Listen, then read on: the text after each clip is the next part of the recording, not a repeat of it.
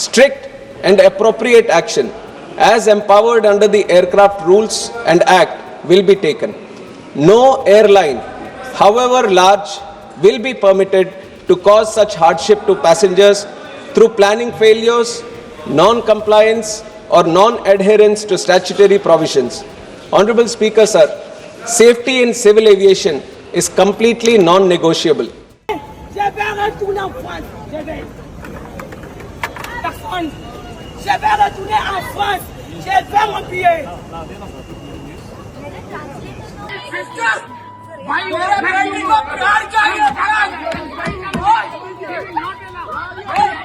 मेरा बेटी का ब्लड आ रहा, ब्लड नीचे से ब्लड आ रहा, ब्लड चाहिए, दे दो।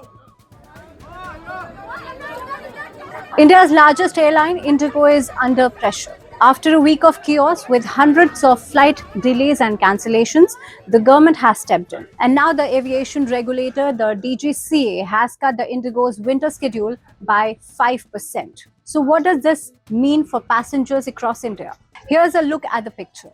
Indigo operates more than 2,300 flights every single day, and most of them domestic. With a 5% cut, the airline will now fly around 115 fewer flights every day. And these cuts are not random. They will hit high demand and high frequency routes first, the routes where passengers feel disruption the most. Why did this happen? The trouble started because Indigo was not prepared for the second phase of India's new crew duty and rest norms, which kicked in on November 1. The rules are meant to reduce pilot fatigue. But Indigo admitted that its planning failed. The result was mass cancellations, long queues, stranded passengers, and a massive social media backlash. The DGCA reviewed Indigo's operational data and found something worrying. Indigo was approved to fly over 64,000 flights in November, but it actually operated around 59,000 flights and cancelled nearly 1,000 flights in just 1 month. That gap triggered the regulator's action. Now, Indigo has been ordered to rework its entire schedule and submit a shortened version to the DGCA. A further 5% reduction may follow it. The airline still struggles to run flights on time. What does all this mean for passengers?